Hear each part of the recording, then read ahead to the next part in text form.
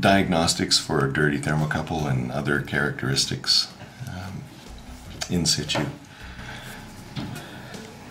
These two charts represent the cooling and subsequent psychrometric plateau in the operation of the stem psychrometer.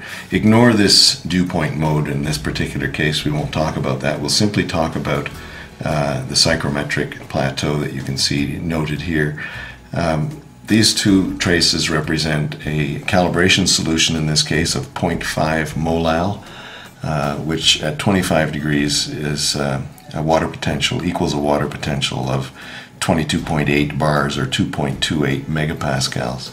So detecting whether the instrument is measuring the proper calibration or not is a relatively straightforward. You notice that this trace comes down, and then the plateau is very indistinct, and then it drags itself out towards zero over quite a long extended time. But the indistinct plateau and this long drag until zero is very characteristic of a dirty thermocouple.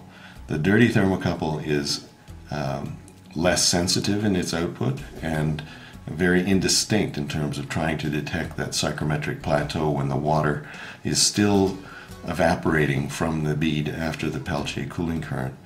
By contrast, here is a clean, the same instrument cleaned with the exact same solution in it, and you'll notice that a 10-second cooling period followed by the detection of the psychrometric plateau. You have a much more distinct plateau here, and then once all the water has evaporated off the thermocouple back into the chamber air, then it quickly falls to zero in this case, which means the temperature difference between the C thermocouple and the chamber has disappeared. So it was being held. This is an upside down thermometer, if you will. So this is cooling, and then it warms up to the psychrometric plateau, which is slightly warmer than the dew point, and it holds that psychrometric plateau roughly until all the water evaporates, and then it goes back by virtue of the thermal mass surrounding it. It's pulled back to a zero difference.